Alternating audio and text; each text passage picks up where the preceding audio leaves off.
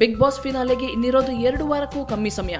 ಕ್ಷಣಕ್ಕೂ ಮನೆ ಸದಸ್ಯರಲ್ಲಿ ಕುತೂಹಲ, ಆತಂಕ ಹೆಚ್ಚುತ್ತಾನೆ ಇದೆ. ಯಾರು ಕೊನೆವರೆಗೆ ಹೋಗ್ತಾರೆ, ಯಾರು ಗೆಲ್ತಾರೆ ಅನ್ನೋ ಪ್ರಶ್ನೆ ಎಲ್ಲರ ಮನದಲ್ಲೂ. ಈ ಕಳವಳಕ್ಕೆ, ಆತಂಕಕ್ಕೆ ಉತ್ತರ ಕೊಡೋ ಸಲುವಾಗಿ ಬಿಗ್ ಬಾಸ್ ಮನೆಗೆ ಖ್ಯಾತ tarot card reader Sheela Bajaj ಅವರು ಬಂದ್ರು. ಮನೆಯ ಎಲ್ಲಾ ಸದಸ್ಯರು ತಮ್ಮ ಪ್ರಶ್ನೆಗಳನ್ನ ಕೇಳ್ಕೊಂಡ್ರು. ಕೀರ್ತಿಯ ಮುಂದಿನ ಲೈಫ್ ವಾವ್ ಅನ್ನೋ ಹಾಗೆ ಇರುತ್ತೆ ಅನ್ನೋದು ತಿಳಿತು. ಮೋಹನ್ ಅವರಿಗೆ 3 ಹೊಸ ಆಪರ್ಚುನಿಟಿಗಳು ಸಿಗಲಿವೆ ಅನ್ನೋದು ಗೊತ್ತಾಯ್ತು. ಭುವನ್ಗೆ ಶೀಲಾ ಅವರು ಸ್ಕ್ರೀನ್ ನೇಮ್ ಚೇಂಜ್ ಮಾಡೋ ಸಜೆಷನ್ ಕೊಟ್ರು. ರೇಖಾ ಅವರಿಗೆ 3 ರಿಂದ 6 ತಿಂಗಳು ವೇಟ್ ಮಾಡಿ ಪೀಸ್ ಆಫ್ ಮೈಂಡ್ ಮೇಂಟೈನ್ ಮಾಡಿ ಎಲ್ಲ ಚೆನ್ನಾಗಿ ಆಗುತ್ತೆ ಅಂತ ಹೇಳಿದ್ರು. ಶಾಲಿನಿ ಅವರಿಗೆ ನಿಮ್ಮ ಸರ್ಕಲ್ ನಲ್ಲಿ ಇರೋ ಯಾರೋ ಒಬ್ರು ನಿಮ್ಮನ್ನ ಪಾಸಿಟಿವ್ ಆಗಿರಕ್ಕೆ ಹೆಲ್ಪ್ ಮಾಡ್ತಿಲ್ಲ, ಈಗ ಫೆಬ್ರವರಿ ವರೆಗಿನ ಸಮಯದಲ್ಲಿ ನಿಮ್ಮ ಲೈಫ್ ನಲ್ಲಿ ಒಂದು ಟರ್ನಿಂಗ್ ಪಾಯಿಂಟ್ ಬರುತ್ತೆ ಅಂತ ಶೀಲಾ ಬಜಾಜ್ ಹೇಳಿದ್ರು. ಮಾಳವಿಕಾ ಅವರ ಲೈಫ್ ಚೆನ್ನಾಗಿರುತ್ತೆ, ಜನರ ಸಪೋರ್ಟ್ ಸಿಗುತ್ತೆ ಅಂತ ಹೇಳಿದ್ರು. ನಮ್ಮ ಒಳ್ಳೆ ಹುಡುಗ ಪ್ರಥಮ್ ಮನೆಗೆ ಬಂದ ಯಾರನ್ನೂ ಬಿಡಲ್ಲ, ಅಂಥದ್ರಲ್ಲಿ ಭವಿಷ್ಯ ಹೇಳೋರನ್ನ ಬಿಡ್ತಾರ? ಪ್ರಥಮ್ ಅವರು ಶೀಲಾ ಬಜಾಜ್ ಅವರ ಕಾಲಿಗೆ ಬಿದ್ದು ಇದೊಂದು ವಾರ ಉಳಿಸಿಬಿಡಿ ಅಂತ ಕೇಳ್ಕೊಂಡ್ರು.